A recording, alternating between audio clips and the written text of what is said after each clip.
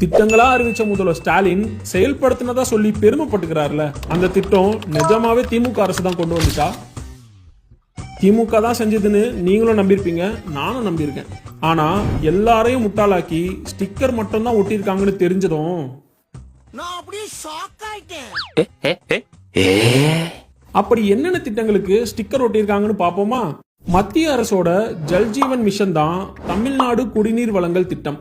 மத்திய அரசு 50% நிதி பகிர்வு செய்யற திட்டத்தை தமிழக அரசோட நேரடி திட்டமா ஸ்டிக்கர் ஒட்டியிருக்காங்க. மத்திய அரசோட போஷன் அபியான் திட்டம் தான் ஊட்டச்சத்து கருவி பெட்டி திட்டம்.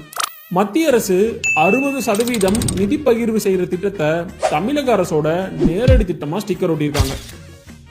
மத்திய அரசோட சகி நிவாஸ் திட்டம் தான் தோழி விடுதி.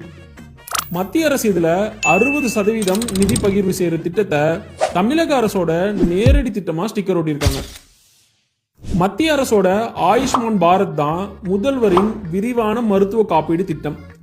மத்திய அரசு இதுல 60% நிதி பகிர்வு செய்யறாங்க. நேஷனல் ரூரல் லைவ்லிஹுட் மிஷன் தான் மகளிர் சுய உதவி குழு திட்டங்கள்.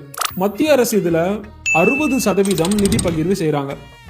அம்ருத் ஸ்மார்ட் சிட்டிஸ் மிஷன் தான் நகர்ப்புற உட்கட்டமைப்பு திட்டங்கள். மத்திய அரசு இதுல 50% நிதி பகிர்வு செய்யறாங்க. இது போக மத்திய அரசு அறிவிக்கிற திட்டங்கள் மாதிரியே காப்பி பேஸ்ட் பண்ண திட்டங்கள்னு பார்த்தா பிரதம மந்திரி ஆவாஸ் யோஜனா, இங்க கலைஞரின் கனவு இல்லம். மத்திய அரசின் மக்கள் மருந்தகம், இங்க திமுக அரசின் முதல்வர் மருந்தகம்.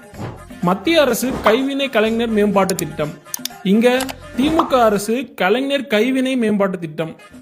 இப்படி மத்திய அரசு கொண்டு வந்த திட்டங்கள், கூடுதல் நிதி வழங்குற திட்டங்கள் எல்லாத்துக்கும் பேரை மாத்தி ஸ்டிக்கர் ஓட்டுறதும் விளம்பரம் பண்றதும் வாடிக்கையா வச்சிருக்கிற முதல்வர் ஸ்டாலினை தமிழக முதல்வர்னு சொல்றதுக்கு பதிலா ஸ்டிக்கர் முதல்வர்னு சொல்லலாமே. என்ன நான் சொல்றது?